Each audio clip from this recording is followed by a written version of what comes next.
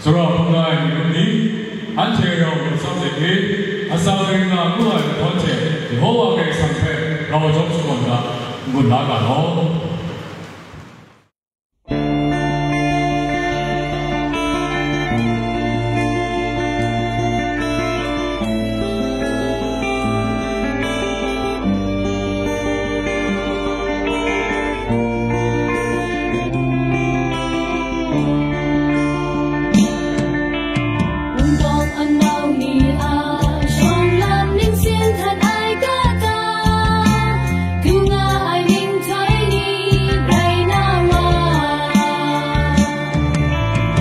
Nitum lamsha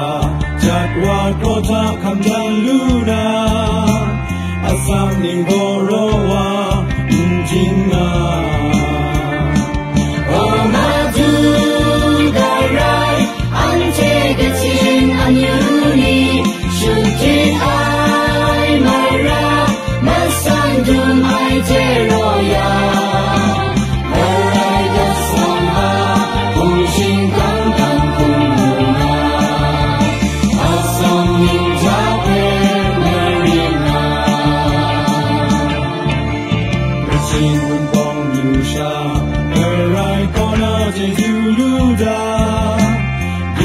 Gin sa mong dan som lang na Baby matuluna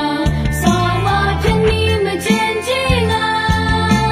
labang gun serang dasanwa Dainina tenta ante gachin anyuni Pesheni luna Rere zingri sanana Shinung na shara Kenwa laplan tang lesha Nimata shong lang tumana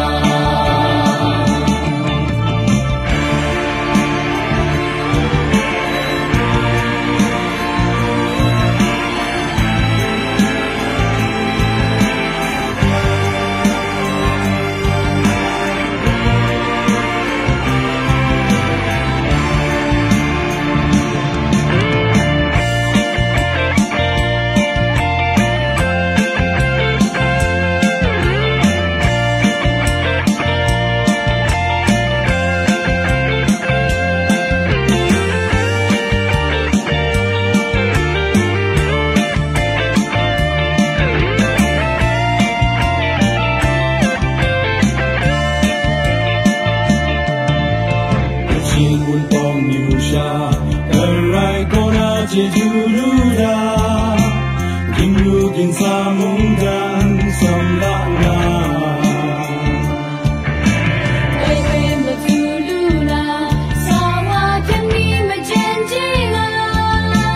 labang gun serang dasanwa Dainina tenta ante gachin anyuni Pesheni luna Rere zingri sanana Shinung na shara Kenwa laplan tang lesha Nimata shong lang tumana Bukan sasana Unbong kecil kaya yongwa